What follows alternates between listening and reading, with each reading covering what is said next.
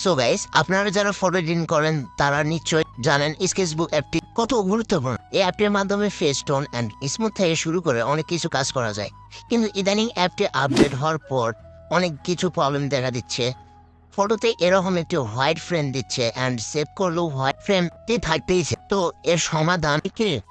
তো চলুন দেখে নেওয়া যাক। সো গাইস, প্রথমে আপনারা কি করবেন? প্রথমে আপনারা অ্যাপটির মধ্যে প্রবেশ করবেন।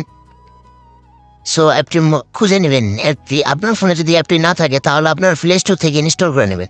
তো ইনস্টল করে নেওয়ার পর এখানে এখানে আই অ্যাকসেপ্ট একটা অপশন আছে, তো এখানে ক্লিক করবেন। তারপর এখানে কন্টিনিউ করে দেবেন। কন্টিনিউ করে দেওয়ার পর এখানে একটু অ্যালাউ চাবে, তো সবগুলো অ্যালাউ করে দেবেন।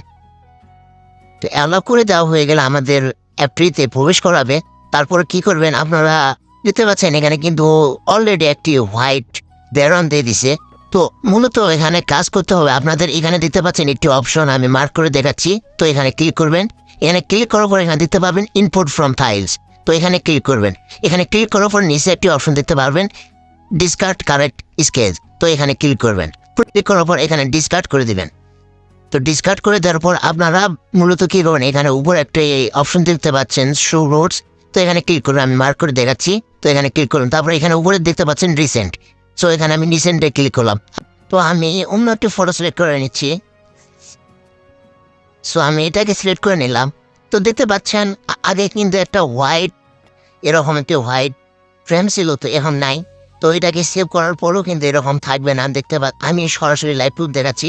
সো দেখতে পাচ্ছেন আমি এখানে শেয়ারে ক্লিক করলাম, তারপরে সেভ টু ডিভাইস এখানে ক্লিক করলাম। তো একটু লোড নেবে, লোড নেওয়ার পরে অটোমেটিক কিন্তু সেভ হয়ে যাবে। তো এখানে সেভ একটি আইকন আসছে, তো এখানে আমি ক্লিক করব।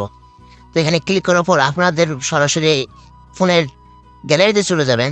যাওয়ার পর আপনারা দেখতে পাচ্ছেন এরকম কিন্তু আর হোয়াইট ফ্রেমটি থাকতেছে না। তো এরকম ভাবে কাজটি করলে কিন্তু আপনার এই হোয়াইট ফ্রেমটি থাকবে না। আপনারা যত ফটো এডিট করবেন, সো তার আগে আপনারা এরকম করে ইম্পোর্ট ডিসকার্ড কার্ড স্কেচবুক এটা করে দিবেন। ঠিক আছে? তো ডিসকার্ড করে দেওয়ার পরে প্রত্যেকটা ছবি এডিট করবেন, না হলে কিন্তু আপনার ব্যাকগ্রাউন্ডে চলে যাবে। তো এটা একটি নতুন আপডেট, এই জন্য এরকম হচ্ছে। তো আপনারা আশা করি এই ভিডিওর মাধ্যমে আপনার একটি সলিউশন হয়ে যাবে। তো আজকের ভিডিও এই পর্যন্তই ছিল। তো বড় মতো ভালো থাকবেন, সুস্থ থাকবেন। আল্লাহ হাফেজ।